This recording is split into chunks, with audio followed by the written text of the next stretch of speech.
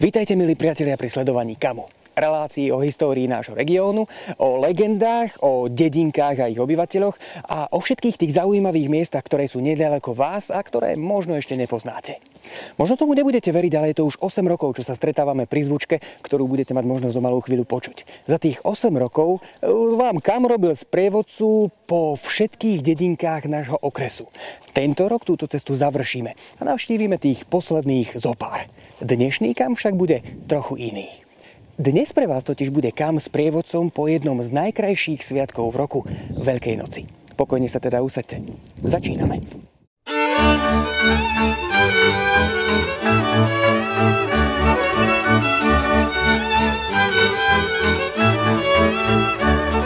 Veľká noc je jedným z najstarších dodnes uznávaných sviatkov vôbec a siaha do predkresťanských čias, ešte pred život Krista.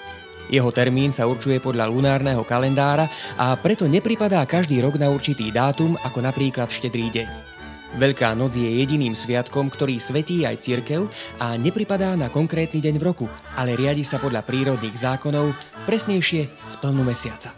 Podľa kresťanských cirkví sa slávi v prvú nedeľu po prvom splne po jarnej rovnodennosti. Býva v marci alebo apríli. Preto je aj počasie na sviatky každý rok iné. Nič to však nemení na zvykoch, ktoré sa k tomuto obdobiu viažu a ktoré sa tiahnu stáročiami aj naším regiónom. Spomenúť ich všetky sa jednoducho nedá. Líšia sa podľa dedín i podľa vyznania domácich. Moja mať mi povedala, močila vianek v rosole. Močila vianek v rosole. Kolotoč tradícií rozbiehajú bahňatka. Rozvíjajúce sa vrbové prútiky svetil kňaz na kvetnú nedeľu modlitbami, kadidlom i svetenou vodou. Po príchode z kostola si ich potom domáci vložili za obraz, do okna, na povalu alebo za hrady na strope, aby nimi chránili dom. Rovnako však mali pomôcť i mŕtvým dušiam, ktorým vraj mohli uľahčiť návrat na zem. Tomu vraj mohla pomôcť halúska na hrobe nebohého. Bahniatka však mali magickú moc i v prvej jamke zasadených zemiakov, či zeleniny, ktorú na kvetnú nedeľu hojne užívali. Najmä tú, pri ktorej si želali, aby čím skôr kvitli. Preto napríklad nejedli kapustu, aby začala kvitnúť čo najneskôr. Ja si ho lápať nebudem. Ja si ho lápať nebudem. Kvetná nedeľa sa však vyznačovala ešte čímsi. Práve v tento deň sa vraj otvára zem a v nej je možné objaviť poklady. Mládenci preto počas paší hľadali nad zemou malé plamienky, ktoré ich vraj k pokladu mohli priviesť. No tam máte všetko, nič ste nezapomnili? Nie. No to še poupatrajte, jak porádne dzivky. No ale nič spokojne užite. A še ponahľajte do domu. Pozrieme. Zelený štvrtok sa v každej rodine začal umývaním. Gazdina musela ešte pred východom slnka poumývať všetok riad, najviac však nádoby na mlieko, aby kravičky dobre dojili. Navyše mala ešte za tmy vyzametať celý dom a dvor. To všetko tak, aby sa ráno mohla ísť poumývať do potôčika, najlepšie tam, kde sa vody zlievali.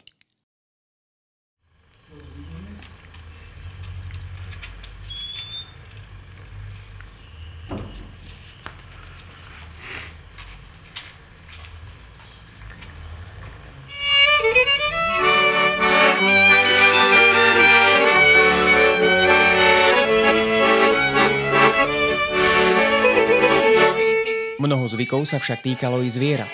Dvere stajní sa natierali kolomažou, ktorá zabránila strigám poškodiť dobytku, kone a kravy mali prekročiť žeravé uhlíky a vajíčko, aby boli zdravé a okrúhle. Kraviárovi v tento deň zamúčili tvár, aby malo mlieko hustú smotanu. To však nebolo všetko. Aby ľudia chodili do domu radi, aby sa v ňom radi stretávali a dievčatá mohli stretnúť rúčich nápadníkov, obsypali sa domčeky nádejnými mravčekmi, ktoré vraj domu priniesli aj dobrú znášku vajíčok.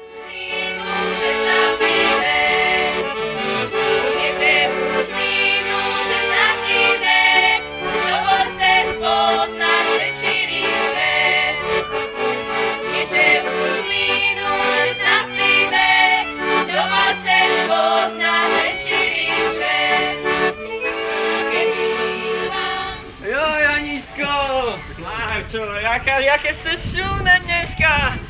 Ale... Nie? Ojej, daj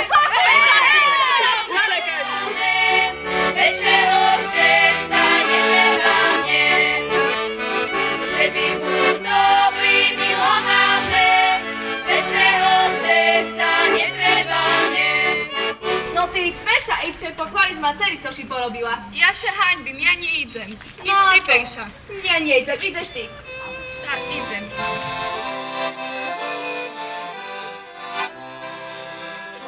Moja baro večer, nebolo mi pari. Moje jalbova, ty dcery lekvári. Moje jalbova, ty dcery. V noci zo zeleného štvrtku na Veľký piatok sa na krížnych cestách stretávali strigy. Každá obec mala miesto, kde sa tak malo diať. Ľudia o ňom vedeli a vyberali sa tam, lebo vraj strigy tancovali tak zaujato, že si pozorovateľov ani nevšimli. Verili, že ich zlo je namierené proti dobytku, preto ten, kto nemal kolomažov natreté chlievy, mal dôvod sa obávať. Práve Veľký piatok bol dňom najväčších mágií. Čary sa spájali hádam s každým úkonom v dome, ale i mimo neho.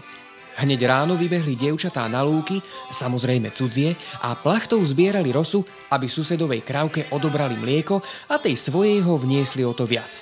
Na Veľký piatok sa však nesadilo ani nesialo. V tento deň sa zem nesmela hýbať. Práve dnes sa ale štepili stromčeky. A ak vám niektorý strom prestal rodiť, vraj z neho dnes stačí odrezať najvyšší konár.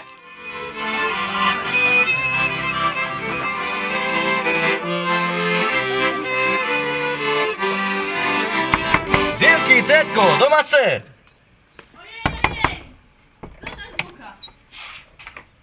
Dobrý deň. Tá Dobrý, gdzie masz dobrý. divky? Tá prišli ma ich voľať. To ja znam, že našu dívky sa zeška v kostele še Tá každý rok a furt doma sú dať na povale. Nie, to len líce parovci pokúka, zdajte do kostela a ich ni doma. Tá toto ani neveríme my, cetko. No, to len líce lepší popatrieť. Bôž otvoriť sa, bo vás olejeme. Mne, starú babu, na starý I kolenia. staré baby šum nemôžu byť. Ja nemám šumne utorím tamice do druhej chyži ku kostelu popatrieť. Tam U my nás nejdeme. žiadnej divky nic. Tam buď, alebo nalejete, alebo olejeme vás. No ale my perše musíte zašpívať, také parobci. No nie len tak. Ak to beťar navalali, keď nie ja. To vyštreli z revolvera, keď nie ja. Postavivše 4-5 šandárom, ja še volám obrovským beťarom. Postavivše 4-5 šandárom, ja še volám obrovským beťarom. Milá moja, co si sebe dumala.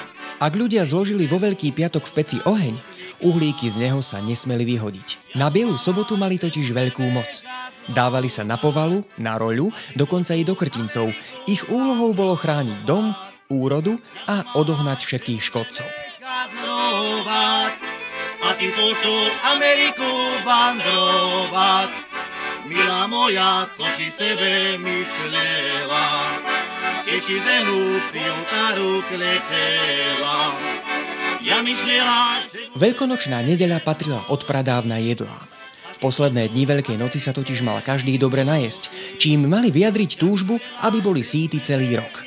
Omrvinky zo stola však nikdy neskončili v peci. Tie si ľudia odkladali na liečenie, do siatin alebo ich dali sliepkam.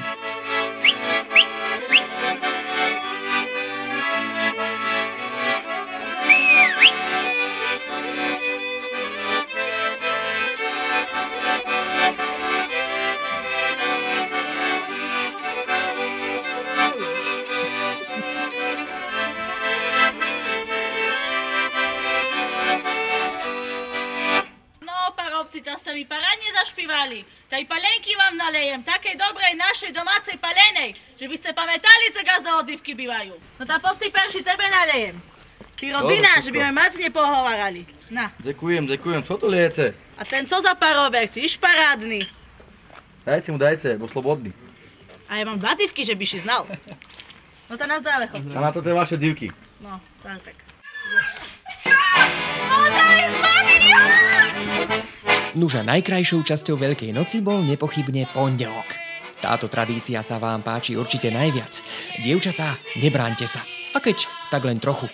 Tak to má jednoducho byť, aby ste boli po celý rok krásne a zdravé.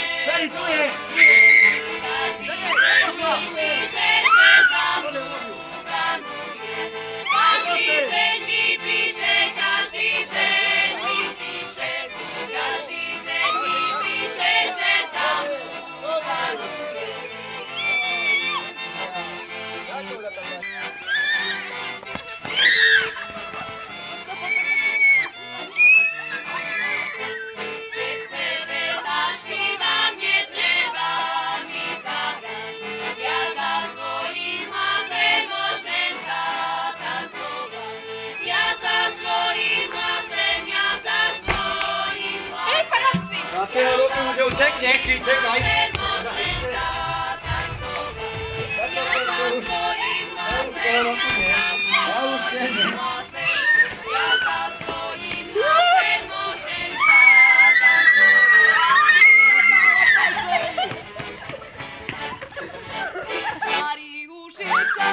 Ej, panovci, to nie tak, len kuščičko!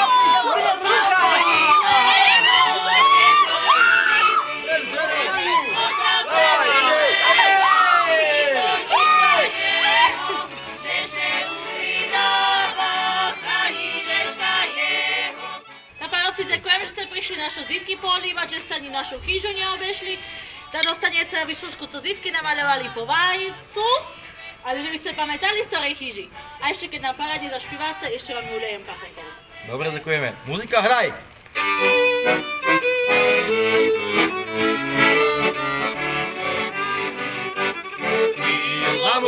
Veľkonočných zvykov je obrovské množstvo a každý región Slovenska ich má iné.